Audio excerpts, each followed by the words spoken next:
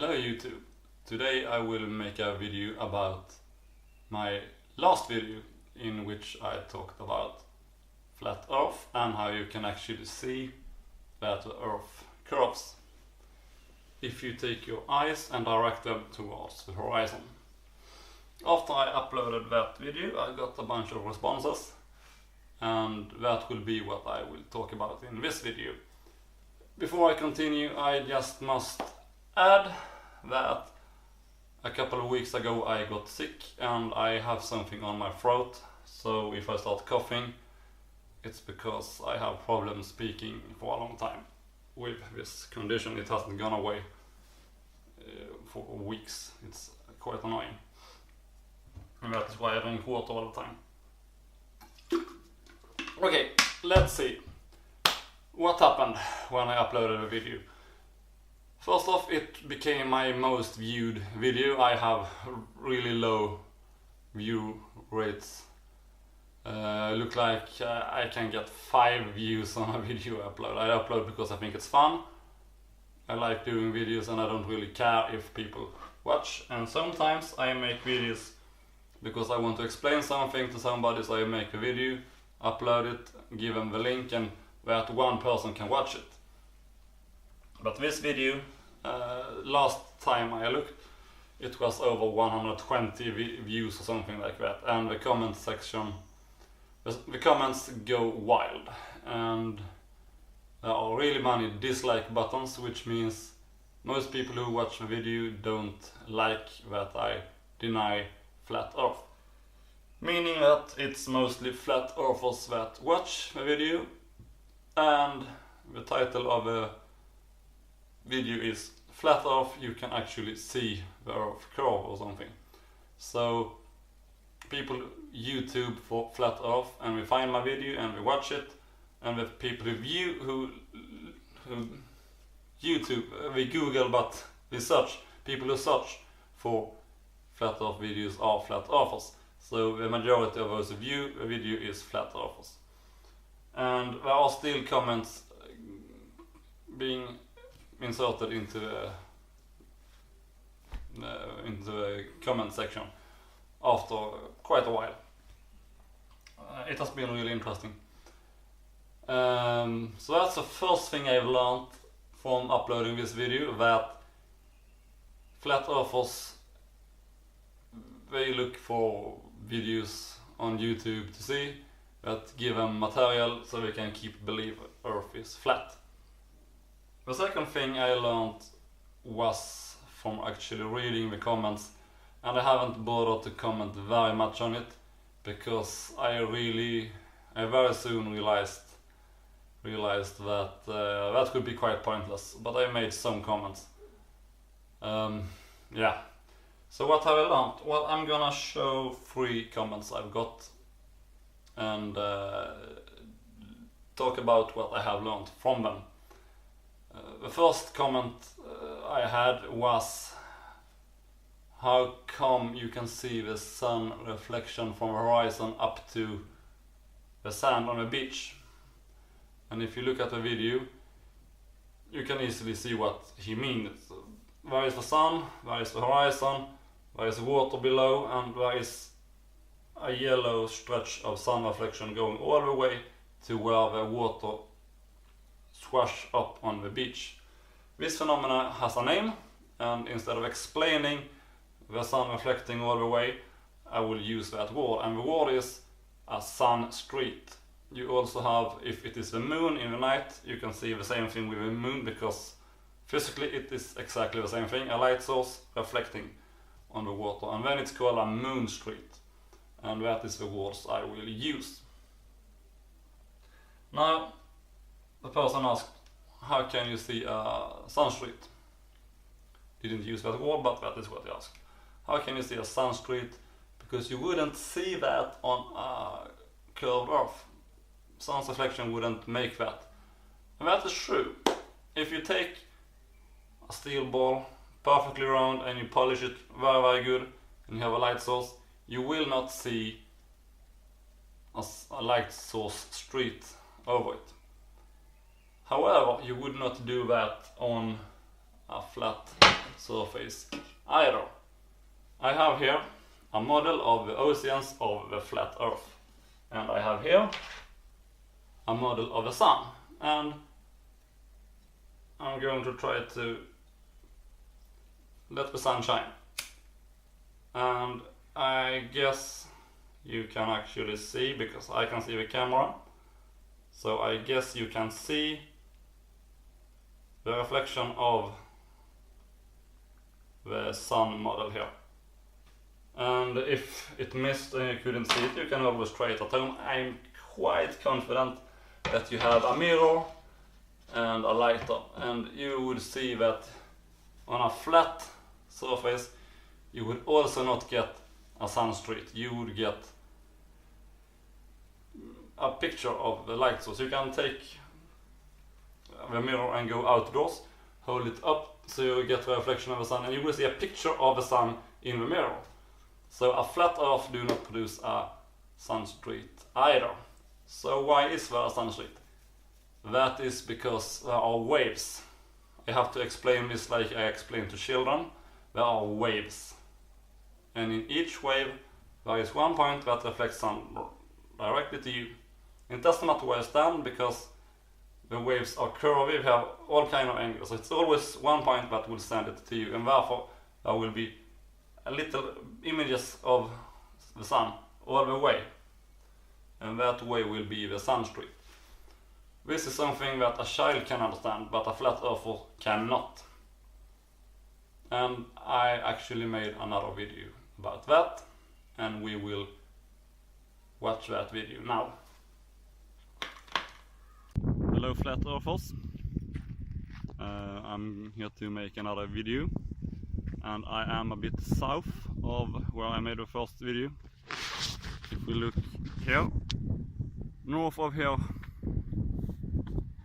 a couple of dozen kilometers, we are at the place where I made the first video. But I'm now here, and what I'm going to show you is this thing here, which is a binocular. It's pretty much impossible to see, but in here, if you yes, you can actually see. It's very difficult to hold camera still, but you can see. Okay, see if I can zoom in towards the horizon.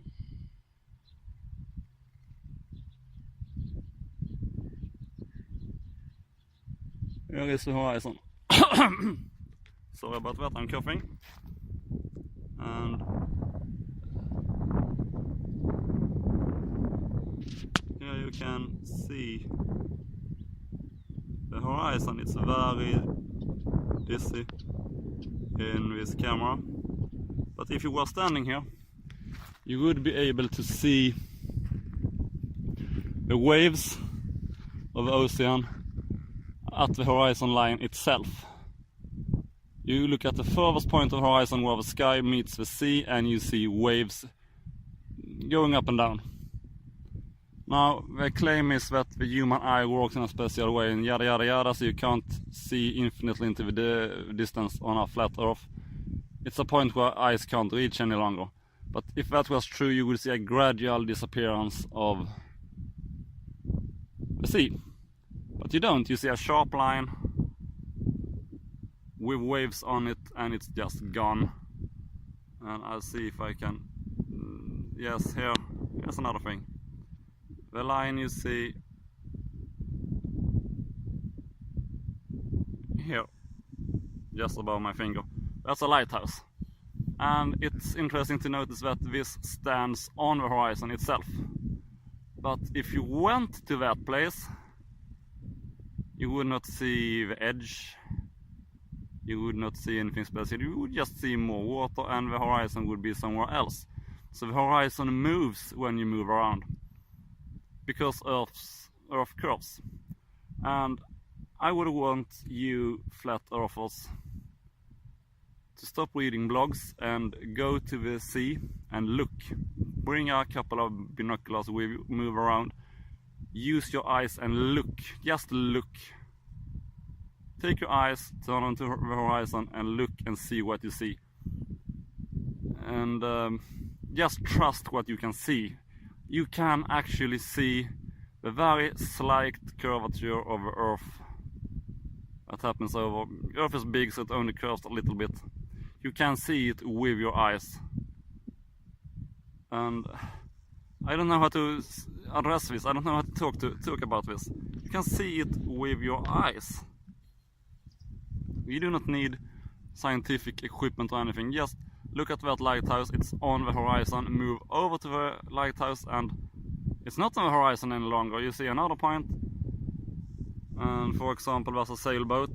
And beyond that sailboat is, you can't see real, but there's a white dot that is another sail that you cannot see in the resolution of this cell phone camera. If you go to that sail that is on the horizon, when you come to it, it's not on the horizon, but the horizon is somewhere else, and you move to that point, and the horizon isn't there any longer. It moves as you move, because Earth is spherical. Trust your eyes and just look. So, in this video I showed you that you definitely can see the abrupt ending of the horizon, of the water. It was difficult to see because I had a cell phone that I directed the camera towards a telescope.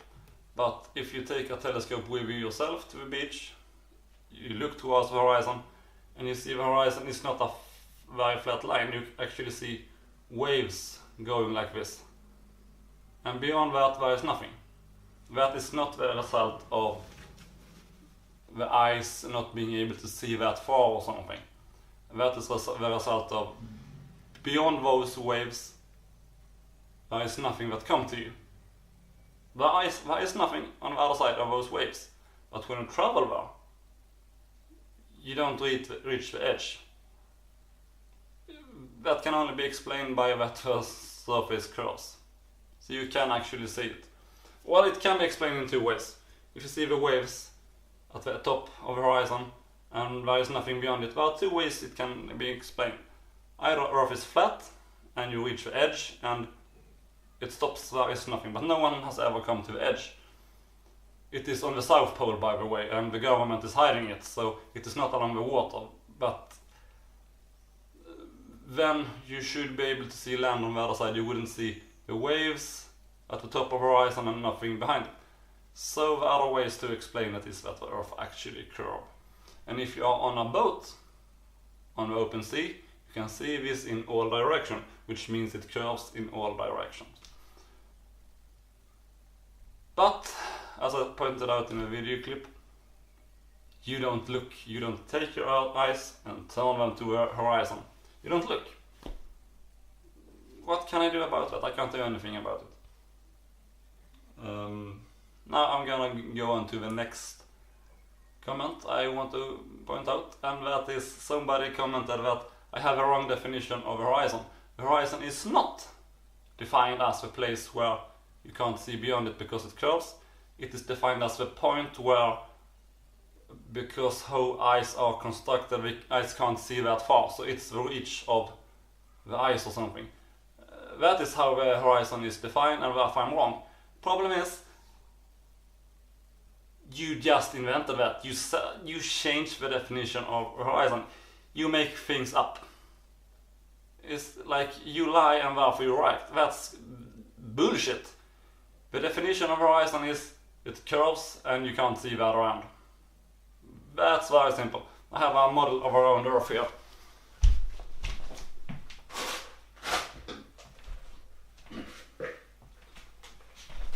This is only half of it, but this is a somewhat roundish thing. And every single book defines horizon as the point where you try to see, and I look at it and here is the point where I can't see. But if I twist it around, things come up. More stuff rolls around and I see it, but there is always a horizon. A point beyond which I can't see. That is how a horizon is defined. And by changing the definition of horizon to now, It's a point where you can't see because eyes can't reach any further. You're making things up, and making things up and making your own definitions do not make things right. But it gets even worse. There was a long comment starting with, if I sailed you 10,000 miles, and so on. That is, I don't really know where to start. But what this commenter said was that if you sail towards the horizon, you will never come to the point where the sea bends. Therefore it's flat. And what's going on here? Well, there is an anti-flat earth argument that says that you can sail forever and you will never reach the edge where it ends. Therefore earth is round. And we simply take that argument and turn it around and say you will never come to the place where you see that earth bends. But they don't understand that by that definition we have changed round earth's definition of roundness to something else. And I have a model of that as well.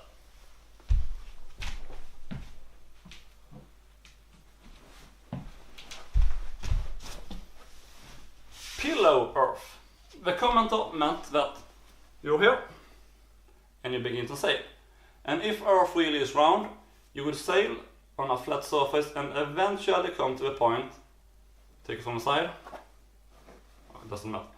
You start here and you sail, and if earth is really round, sooner or later you would have come to the place where earth curves, because earth is actually pillow shaped.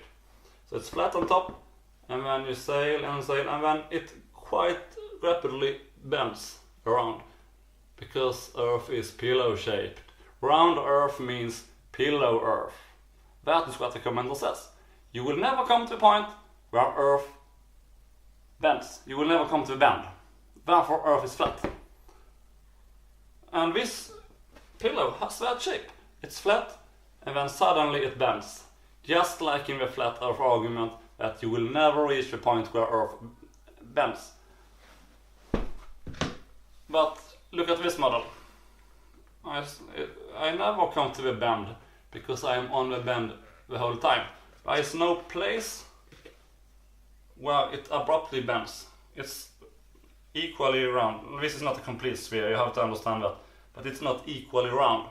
It is equally round. There is no point where the bend happens, because that is how it works. So, what have I learned about flat earthers? Flat earthers have two things they do. Number one, they do not trust their own eyes, they do not look, they do not think themselves. They read blogs, they read what other people says, and they believe that. And you cannot make a flat earther use their own senses and look. Simply take them to the beach, give them a binocular and tell them, look towards the horizon. Look at the boat where you see only the top end of the sail and the other part of it is beyond it and so on. You can't make a flat earther look and think, what am I seeing? What is it I'm looking at? What is my eyes telling me? You can't do that. You can only make them read blogs that tell them stupid things. The other thing is that flat earthers use a debate method. That means that is what they do is they redefine things to mean something else, and according to the new definition, I'm wrong. So if I say the horizon is the point where you can't see what is beyond, they say, no, that's the wrong definition of horizon. It is the point where eyes can't reach any further. And when I say Earth is round, they say, no, with round you mean pillow-shaped. And we can prove it's not pillow-shaped, so it's not round. And with this kind of definitions, redefining things, yeah, you can never win a debate with a flat earther. It's impossible. You cannot, every single time a person have a debate with a flat earther, they will lose. It is impossible to not lose against a flat earther because they will redefine things. And I have a tip for you, flat earthers. There is a very simple thing you can do to always be right, to never ever be wrong in any discussion in your entire life. You can use this tip, you can use this trick if you're debating with your wife how you have spent the money, if you're debating with your kids what you're gonna do on vacation, if you're debating with your teacher why you failed the exam. You can simply say this: as soon as we tell you that you are wrong, you do the following. You say, the definition of wrong is to have the opinion that is most close to reality. And you said I was wrong, therefore I'm closest to reality. So I won, and you have to do what I want, because I am closest to reality. According to the definition of being wrong as being closest to reality. Just do as you always do and redefine things to mean the opposite of what everybody else means, and you will never be wrong again. Thank you.